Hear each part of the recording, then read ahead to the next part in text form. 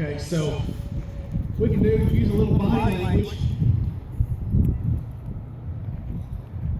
Push this mule around. When I stand square shouldered at this mule, twirling my rope, he should be moving. He should be getting away.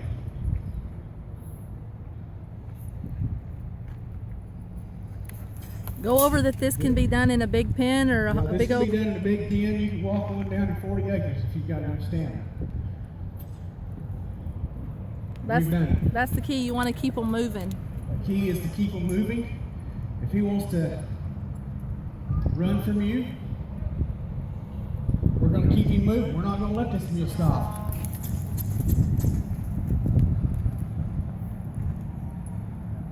Until he decides to stop and look at me with both eyes.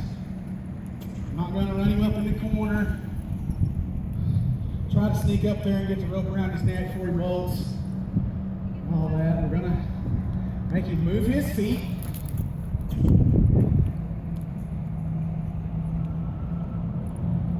Until he decides there's a better way.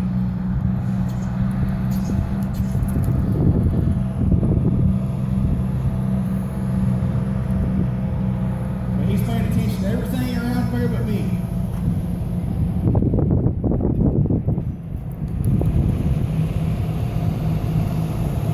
That's okay, that's his choice.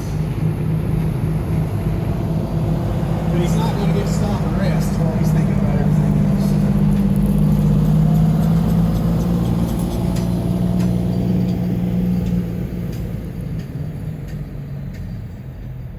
When you're moving them, when you're moving them, you need to have a purpose too, not like send them a certain way or.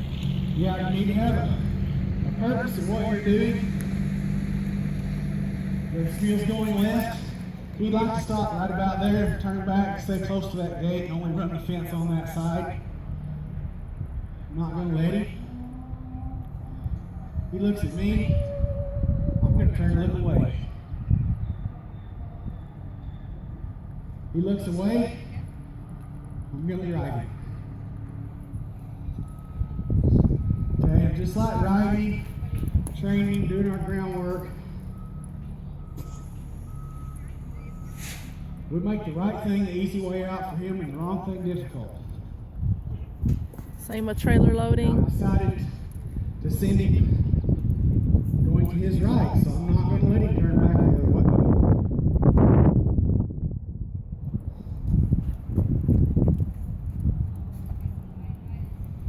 He keeps looking everywhere but me. Oh, does he know that mule? He thinks he does.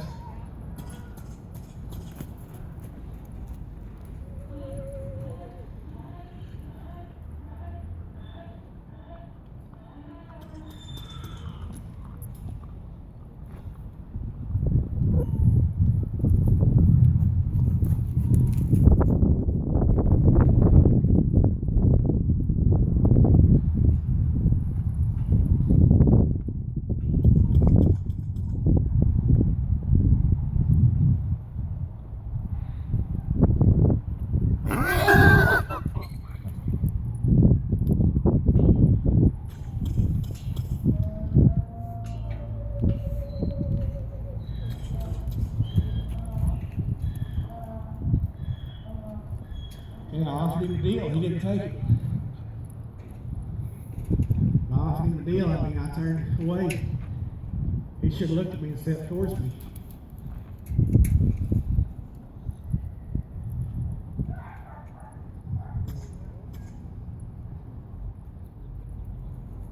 If you need me to spell you and do part of that groundwork, I can, okay?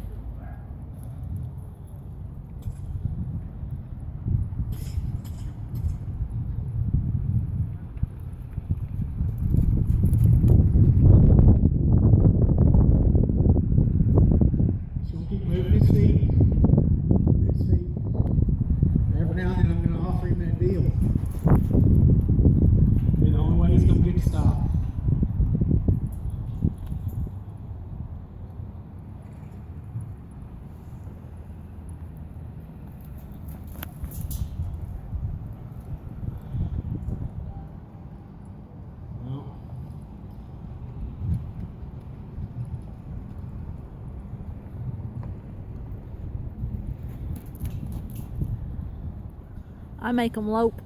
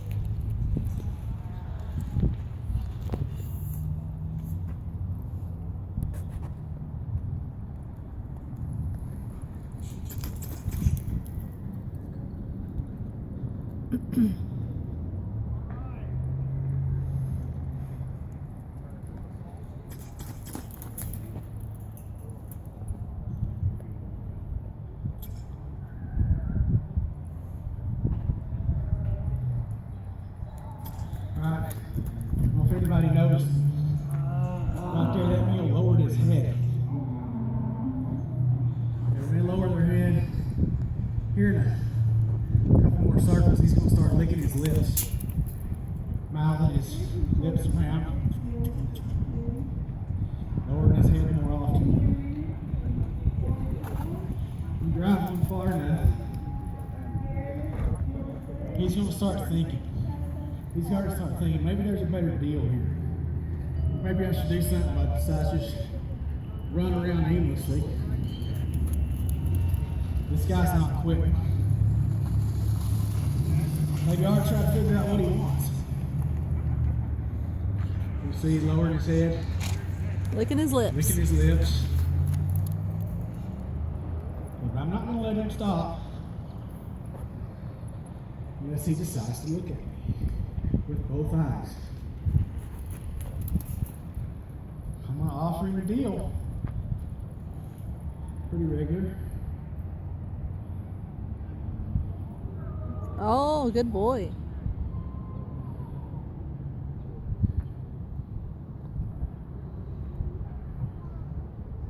I'm not going to think about this long.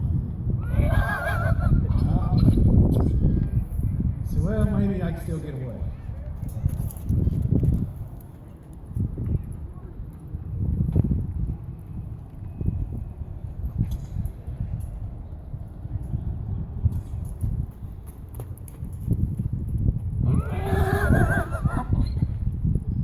Anxiety's getting the best of him. Where his buddies are.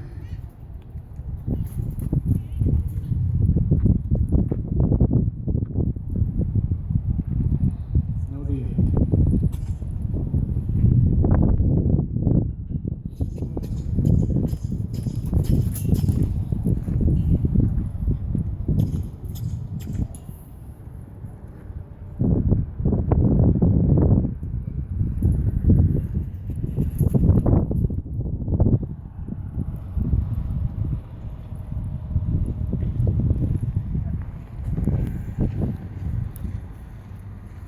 You can You notice he stayed out on the fence a little better in the last two circles.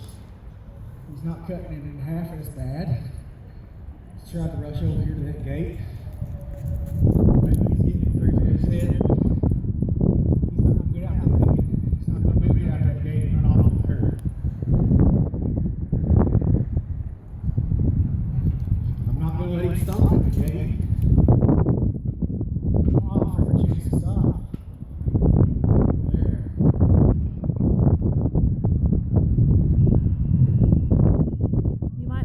in on how to find the perfect mule when you're going to look to buy one. You know, when you go to purchase a mule, you might play with him a little in this manner. Notice I didn't go rushing with him. I'm not physically going to catch this mule.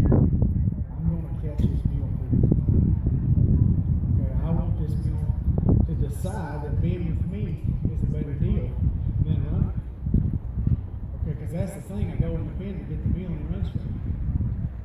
Okay, if you're consistent with this work, the next time if I was to do this, put this mule in the same spot, he left. So